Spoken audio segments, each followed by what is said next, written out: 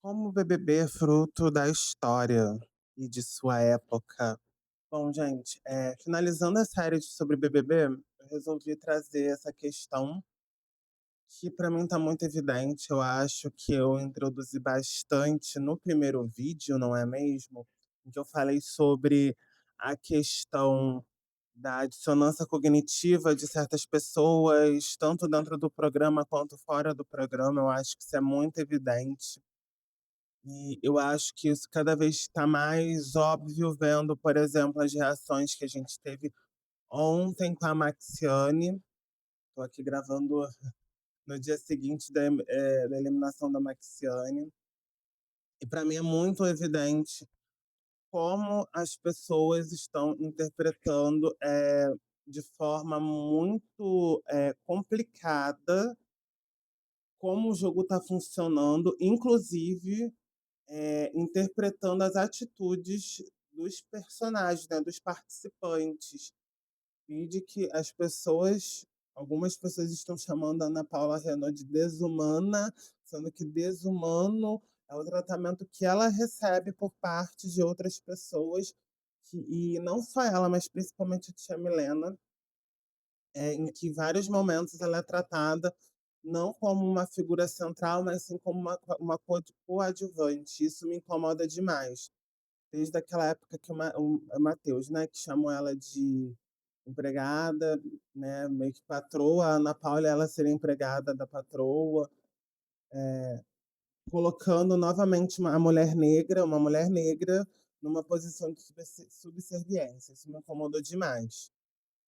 Mas antes de tudo, por favor, gente, se inscrevam aqui no canal, deixem um like, comentem. Eu acho que esse BBB está dando o que falar nesse sentido. Não são só as tretas, é muito mais do que só tretas. Eu acho que a gente tem um momento muito importante de discussão política, realmente, porque tomou-se ali uma polarização diante dos discursos que cada um dos grupos levantou, principalmente os grupos da Ana Paula e do Cowboy.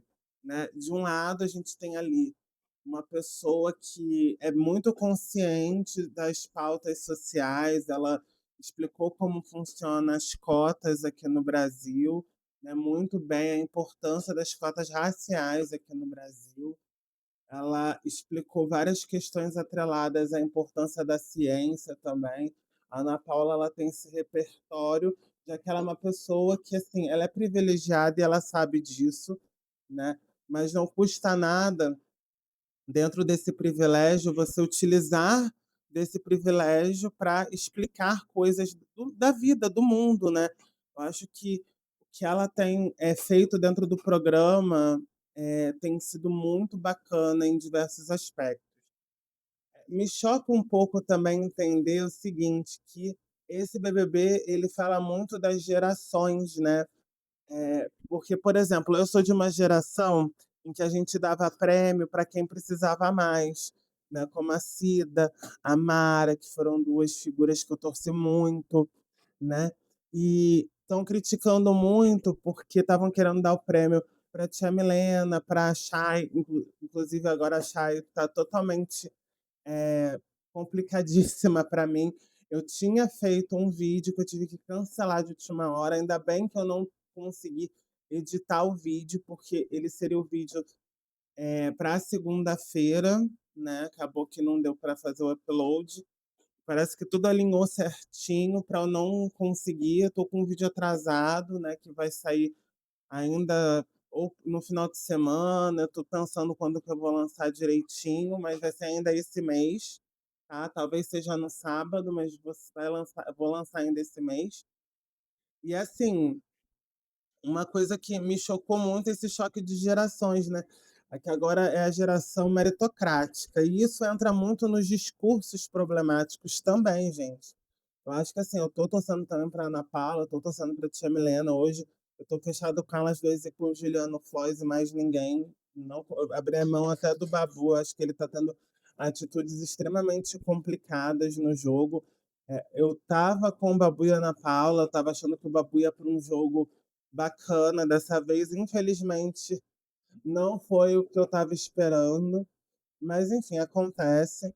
E assim,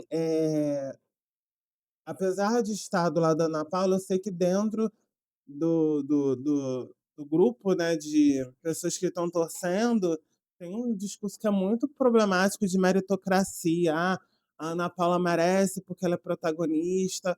Eu acho que, assim, existem motivos para a gente votar nas pessoas e querer que elas vençam, e tá tudo bem. Eu acho que vale super a pena a gente votar também para pessoas que merecem mais, assim, no sentido de ter essa grana, né, de estarem precisando, porque isso é o motivo que motivou muitas votações no passado. Só que eu entendo também esse lado que as pessoas têm de: "Ah, vamos dar pra Ana Paula porque ela merece, não sei o quê", mas, assim, esse merecer é muito complicado sempre, né, gente. Porque, assim, a Ana Paula, eu tenho certeza que ela ficaria super feliz se a tia Milena vencesse, entendeu? A Chay não mais, né, mas a tia Milena com certeza. Porque entra muito naquele lugar de, tipo, ela já tem, né, então se puderem dar pra Milena, ia ser super legal, por exemplo. Eu acho que ela ficaria feliz, ela ficaria obviamente muito mais feliz vencendo, mas eu acho que ela não ficaria triste e decepcionada de ver a tia Milena vencendo. Porque ela tem uma qualidade que eu acho que é o que falta um pouco no outro grupo, que é dar também meios de empoderar os seus aliados e aliadas. E no caso, você vê, ela empodera muito tanto a tia Milena quanto o Juliano Floss e a Samira também. A Samira, eu não sou muito fã do programa, tenho que confessar. Mas o Juliano Floss, eu acho que ele está tendo atitudes muito bacanas. Entre os homens, ele é o único que eu tô assim admirado realmente, reconhecendo os méritos também dos seus aliados e colegas ali, né. E, tá, para mim tá muito óbvio, gente, assim, o discurso de um lado, um público que está vinculado a um espectro político progressista, né, que busca aí, eh, combater a desigualdade, enfim, tá em um espectro político, de outro um mais conservador, ou seja, de um lado Ana Paula, de outro o cowboy. E, assim, é muito interessante perceber que discursivamente eles estão construindo os seus aparatos ali, suas bases, justamente nas pautas que já políticas já existentes, né. Muita gente está brincando, inclusive, que isso é uma prévia das eleições, eu não duvido, né. A gente tem que lembrar, por exemplo, que, por exemplo, a Paula do BBB 19 venceu em pleno ano que Bolsonaro assumiu, né, a presidência. E não é à toa, as coisas elas estão ali, elas refletem, né. A gente está vivendo aqui um momento político muito importante para a democracia, já que a gente vai ter eleições novamente em 2026 agora, para os cargos, né, de deputado, tanto federal quanto estadual, senador. Também vamos ter dos governadores e também da presidência. Então, assim, a gente tem que votar consciente, tá? E votar consciente é vocês avaliarem as políticas que a gente tem. E eu acho que, nesse sentido, a gente precisa ter um carinho muito especial, em relação a como vamos lidar com o que a gente está aí disponível. Porque, assim, querendo ou não, assim, eu já vi comentário de gente falando: "A Ana Paula é petista". Cara, assim, você configurar as pessoas como membros de partido, sendo que é sempre muito mais complexo do que isso, eu acho muito complicado, mas muito complicado.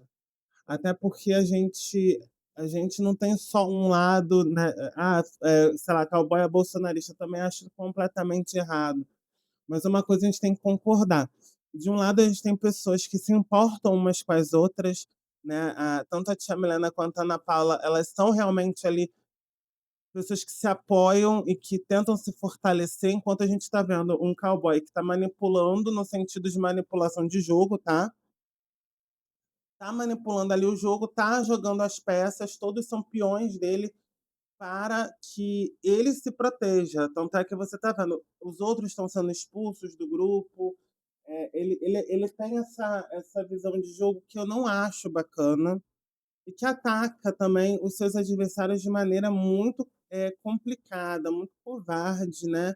Eu não gosto, particularmente eu não gosto desses ataques, por exemplo, falando do pai da Ana Paula. Sério, as pessoas estão comparando você falar de uma maquiagem que derrete, a gente tem que falar a verdade da Maxiane, ou chamar alguém de quinta série, não porque ele seria uma pessoa que não tem escolarização, mas porque quinta série é uma piada interna que todo mundo conhece. Eu passo essa piada, né, quando acontece ali um momento cômico entre os meus amigos, e ou também em relação à filhinha, sendo que a filhinha não era a filhinha do cowboy, era a filhinha Gabriela, que tem esse papel dentro do programa, que a gente sabe disso, e que aqui fora as pessoas distorcem de forma proposital. Isso me deixa, assim, muito chateado. Você aí que está distorcendo para caber uma narrativa, poxa, é muito complicado isso. Não faça isso.